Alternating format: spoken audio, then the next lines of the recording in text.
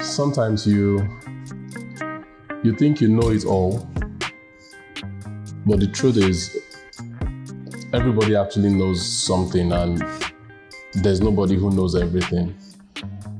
When I think of board structuring for any organization, I have come to realize that we do not have up to. I want to just give. I want to give a number that is.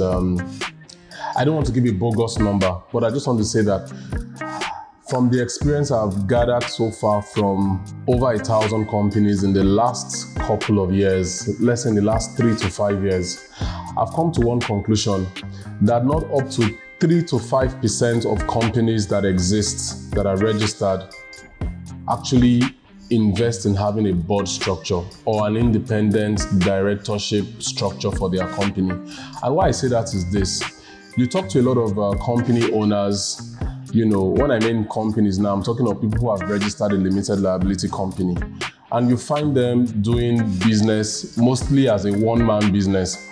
Right now, it's very possible to have a company with one director in Nigeria. You necessarily don't need to put all your family members or your classmates, just to fill up the space so that you can meet up with regulatory requirements. But of course, even with that, there are certain businesses that you cannot do without at least 2 directors or even 3 directors. For example, if you are to manage maybe a micro insurance company where the NICOM regulation states that one of the directors must be somebody who is actually deep-rooted within the workings of the insurance business, must have certain certifications and all that. With that kind of a company, you cannot run it on a one-man basis. But the fact remains that from experience, I've gathered that several individuals, they register a limited liability company, and the next thing that happens is maybe the major shareholder has taken like 99.9% of the shares.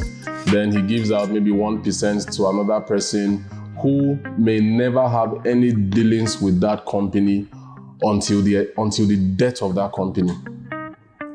I've always said, time to that number, that no company deserves to die. You don't have human beings just dying, but sometimes companies die because the individuals who running that company have a business name mindset. I'll say that again. Companies die because individuals running those companies have a business name mindset. And I'm saying this on a strata of thought because I'm of the view that if you want to do a certain level, if you want to do business in certain waters, you cannot even commence business. Imagine you are running a payment company, for example. You cannot run a payment company as a one-man business. Let's take, for example, Flutterwave or even Paystack or Glade Pay, several of all the payment platforms out there. They cannot run on the business name mindset of the CEO does everything. He knows it all. He has seen it all. The only advice that makes sense is the one coming from the board, the director, or the major shareholders. And of course, why I say this is because I have seen a lot of cases where companies that have bright ideas, that have a very promising future, merely looking at their nature of business, that the individuals behind that company may even have the requisite skill set to take that company to the next level, but they are operating on a manual that is keeping them small. People register companies, like I've said before, with a business name mindset, and that keeps them entirely small. So peradventure, you are one of such companies, and you've always been thinking of the need for you to grow, the need for you to transit from the small place where you are making ends meet. Somebody put up a quote. In fact, my younger brother put up a quote, and he said, if you are in the rat race and you get to the end of the race, he said you are still in the rat race. So the fact that you even arrived in the first place and people are like, wow, these guys are doing well, because maybe when they look at your balance sheet, it looks positive. It doesn't necessarily mean that you've done the right thing to be able to get the results that you are getting. And to even think of it, you could actually be doing so much more if you put the right structure in place. I'm not here to talk about structure. I'm just here to let you know that it's important, if you are one of those people running organizations or running a company on just one mind, you are the only person You are the only person driving the entire business. Like you don't draw from independence. As independents, I mean you don't draw from maybe a set of independent directors that you hire. Your board should be able to hire one or hire a couple of them. People coming from different backgrounds. You know, it's not like you now want to hire, put people in position of maybe independent board members. Then the next thing, you are going back to your family. You now remember that, oh, one of your cousins actually studied business administration in a university in a university somewhere in Nigeria, and another person did engineering. Another person, oh, he has digital marketing skills. You know, he'll be good to advise us on that. This, you know, you shouldn't do that. When your business is prepared, to take that leap of faith, that would push you in the direction of excellence. Having said that, this is one of the differentiating factors that place certain companies on the lower food chain. They cannot even aspire, even to do much better. They just stay on the ground.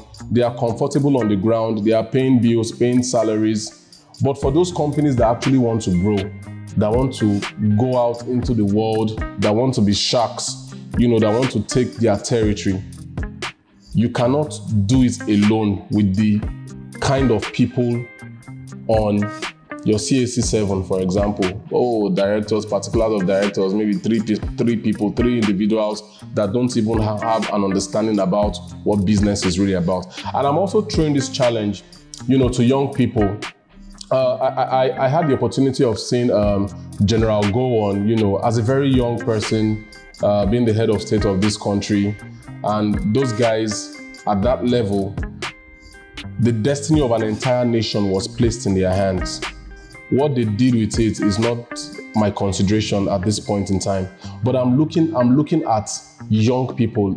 It's not just all about not too young to run bill, and all that. Young people should be given opportunities. How many young people out there are willing to actually take the opportunities? And of course, from my own experience and from what I've seen, we have a whole lot of young people who can actually transform businesses, who can create the Bezos effect in Nigeria. In fact, a whole lot of them are already doing just that, but there is need for more people to build their capacity in such a way that boards of companies that are used to septuagenarians on their board will now begin to see the need for millennials, for young people in your 30s, to come on board and to assist companies to grow and become better. Not until that time comes, we'll keep talking about this, because it's something very important. And I'm saying this because, I say this also because I'm beginning to see that trend is something that is happening. A whole lot of companies that I've had cause to work with are looking beyond, where did you go to school? Are you a Harvard this? Are you a this, that?